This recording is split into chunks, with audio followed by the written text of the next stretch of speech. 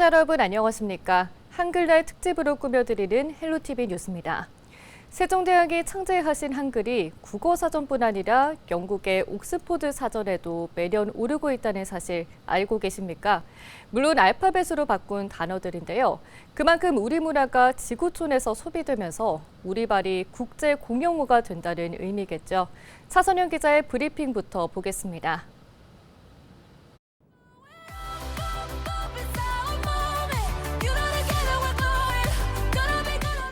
지금 흘러나오는 음악은 최근 전 세계에서 선풍적인 인기를 얻고 있는 애니메이션 K-팝 데몬 헌터스의 삽입곡입니다.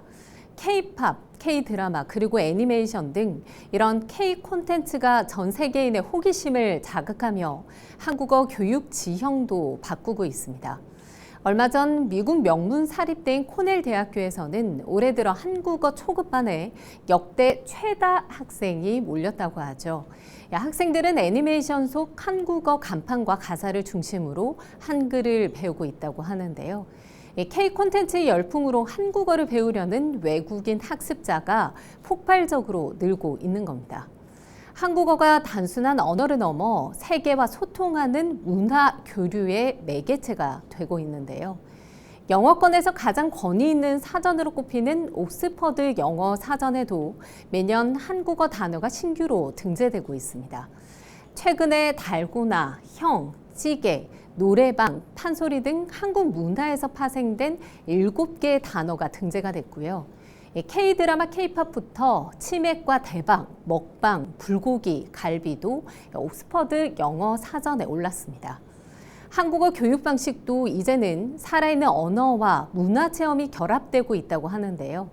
K 콘텐츠와 함께 세계로 뻗어나가는 한국어가 전 세계인의 일상 속에 조금씩 스며들고 있습니다. 헬로티비 뉴스 차선영입니다. 세종대왕이 훈민정음을 창제한 건 1443년입니다. 하지만 대중화된 것은 조선 후기인데요. 선교사들이 만든 한글 성경책이 큰 역할을 했다고 합니다. 이관성 기자가 한글의 대중화 역사를 살펴봤습니다. 19세기 후반부터 우리나라에 등장하기 시작한 한글 성경책입니다. 한글 성경책은 우리나라 최초의 한글 신문인 독립신문보다 10년 이상 앞서 등장했습니다. 성경을 한글로 번역해 우리나라에 처음 보급한 사람은 스코틀랜드 개신교 선교사였던 존 로스. 존 로스는 1875년 청나라와 조선의 교류지였던 고려문에서 의주 출신 청년들을 만나 성경을 한글로 번역했습니다. 조선인들의 말로 글자를 성경을 번역하고 싶다라는 이야기를 했을 때 그때 마침 의주에서 온 만주 땅으로 보찜 장사들이 한글을 가르쳐 드리게 되고요. 그러면서 함께 성경을 번역하게 되면서 오직 한글로만 된 성경책이 1882년에 처음 나오고 한글 성경책은 1885년 미국 선교사 호러스 언더우드와 헨리 아펜젤러를 비롯한 개신교 선교사들이 조선에 들어오면서 본격 보급되기 시작합니다. 선교 활동 때문에 한글로 번역한 성경은 서민층의 문맹 퇴치와 한글 보급에 기여하며 한글 대중화를 앞당겼습니다. 선교사님들이 성경을 읽고 쓰는 법들을 가르치게 돼요. 그게 바로 한글을 읽고 쓰는 법을 동시에 함께 가르치는 그런 과정들을 겪게 되었다라고 하는 거죠. 그렇게 하면서 이제 한글이 빠르게 보급이 될 수 있는 과정들이 생겨납니다. 한글 대중화로 근대적 개혁 시기인 갑오경장 기간 정부는 한글 공문서를 처음 도입했고 1896년엔 최초 한글 신문인 독립신문도 등장했습니다. 미국 선교사인 호머 헐버트는 1889년 순한글 지리교재를 처음 만들었고 국어학자인 주시경과 함께 띄어쓰기와 쉼표, 마침표도 처음 도입했습니다. 19세기 한글의 대중화에 파란 눈의 선교사들이 함께 있었다는 사실을 역사는 기록하고 있습니다. 헬로티비 뉴스 이관서입니다. 어리석은 백석을 가엾게 여겨 만든 한글. 한때는 천시받았지만 당시 여성과 같은 약자들에게는 삶을 기록하고 뜻을 나눌 수 있는 소중한 문자였습니다. 경북 지역 여성들은 보다 적극적으로 한글을 이용해 자신의 뜻을 펼치기도 했는데요. 남아있는 한글 내방 가사와 필사를 통해 이야기 들어봅니다. 홍하영 기자입니다. 글을 몰라 제 뜻을 펼치기 어려웠던 백성들. 백성들을 위해 쉽게 익혀 쓸 수 있는 문자를 만든 세종대왕.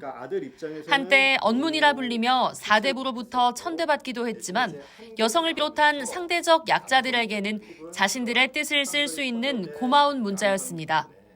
조선 후기 경북의 여성들은 자발적으로 한글을 이용해 뜻을 펼쳤습니다. 19세기 말에 쓰여진 것으로 추정되는 종반송별가. 도입부 을해년 경성역에 당도했다. 경성역의 당도에 서울 유람을 이제 시작한다는 내용을 담은 이 내방가사는 여성이 한양을 유람하고 친척들과 헤어지는 석별의 정을 담았습니다. 서울에서 보고 듣고 느낀 점을 담아 나이 어린 여성, 집안 여성에게 지식을 전달하는 용도였습니다. 종이를 꼬아 만든 줄로 엮은 이 책은 한 여성이 정성스레한 필사를 엮은 겁니다. 영천이 씨 운공문중이 한국국학진흥원에 기탁한 것으로 제목 미상의 소설과 내방가사가 담겨 있습니다. 일반 가정이었다면 불쏘시개로 쓰이거나 버려졌을 테지만 어머니 친필이니 잘 간수해달란 글과 함께 집안에 도장을 찍으면서 갑으로 내려와 우리 손에 들리게 된 겁니다. 19세기 중후반에 작성된 것으로 보인 이 책엔 영웅소설 내용이 담겨 있습니다. 한자 표현이 거의 없어 전달되기 쉽습니다. 여성들이 연대의식을 가지고 자신들이 갖고 있었던 지식을 후속 여성 세대들에게 전달해 주는데 굉장히 적극적으로 임했다라는 것을 보여주기 때문에 여성사적으로 그리고 문자 보급사적으로 굉장히 큰 의미가 있습니다. 한글을 도구로 자신의 뜻을 펼치고 소통한 경북 여성들. 백성을 위한 문자는 약자의 문자로 연대하다. 모두의 문자로 성장했습니다. 헬로티비 뉴스 홍아영입니다. 세계 문자 박물관이라고 들어보셨나요? 프랑스와 중국에만 있던 세계 문자 박물관이 국내에도 있다고 하는데요. 특히 다양한 문자 속에서도 한글의 우수성도 함께 확인할 수 있다고 합니다. 송유찬 기자가 취재했습니다. 약 4,000년 전 고대 서아시아의 수액이 문자를 비롯해 마야와 아랍, 만주 등 55종의 다양한 문자가 모여 있는 곳. 바로 세계 문자 박물관입니다. 이 가운데 가장 눈에 띄는 것이 바로 우리의 글 한글입니다. 한글은 창제 시기와 원리가 명확히 기록된 세계 유일의 문자이자 누구나 쉽게 배울 수 있도록 만들어진 문자라는 점에서 큰 가치를 지니고 있습니다.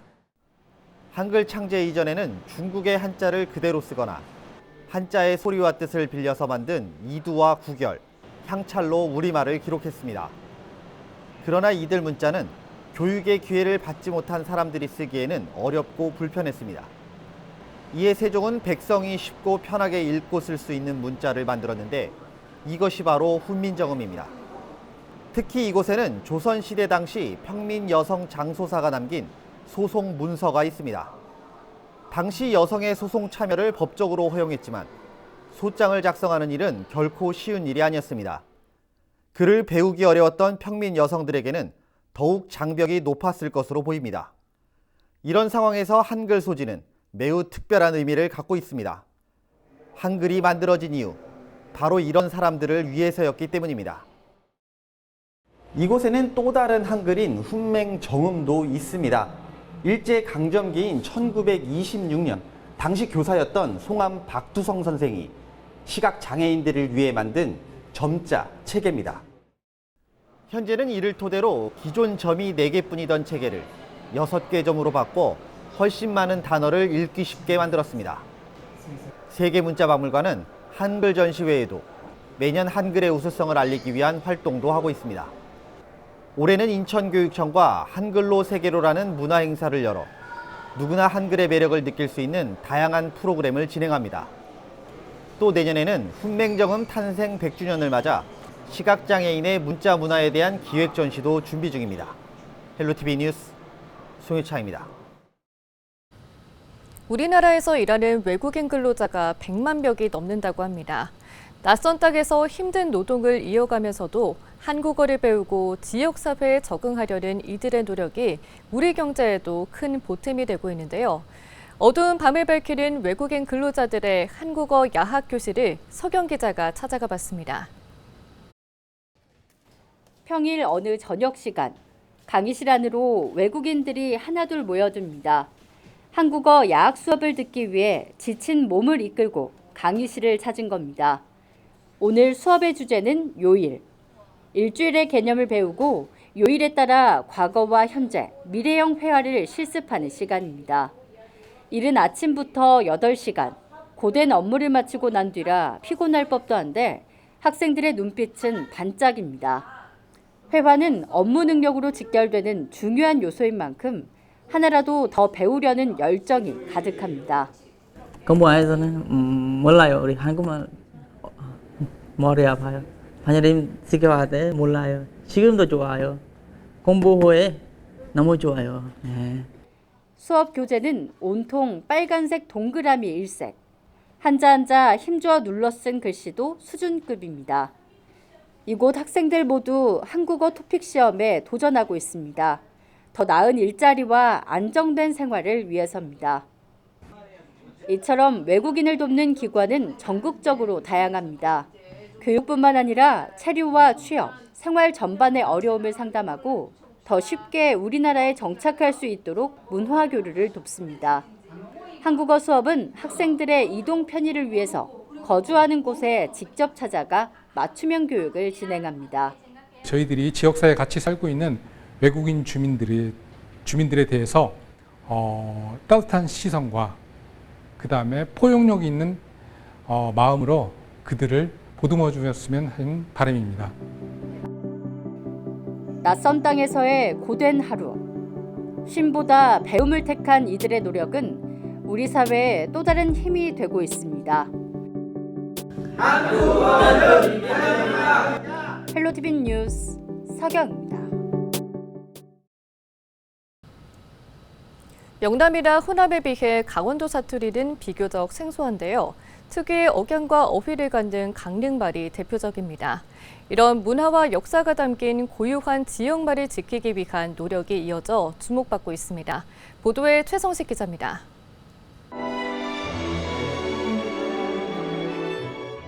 여 누워있지 마라. 뱀이가 깨물면 많이 아파. 어떻게 그래 아픈지. 영화 웰컴 투 동막골을 통해 알려진 강릉 사투리, 강원도를 대표하는 방언입니다.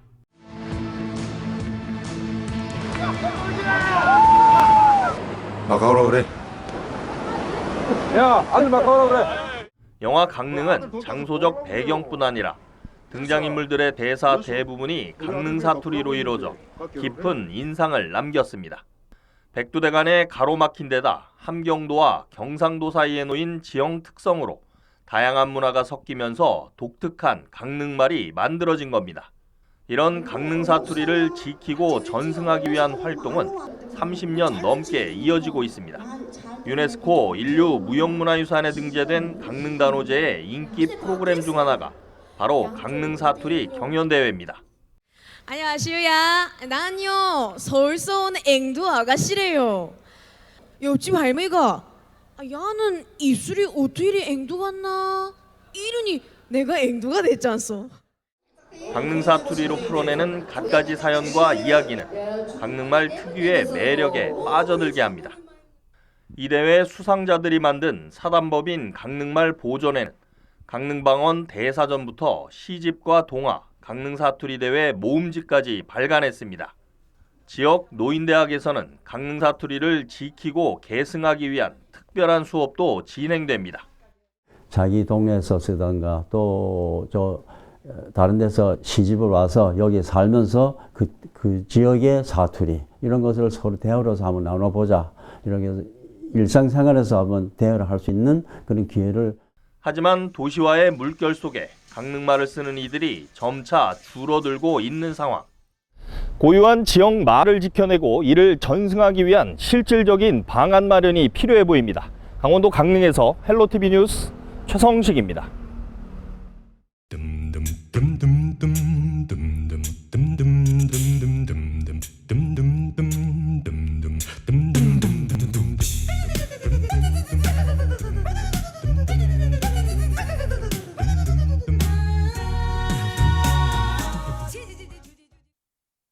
뉴스를 마칩니다. 시청해주신 여러분 고맙습니다.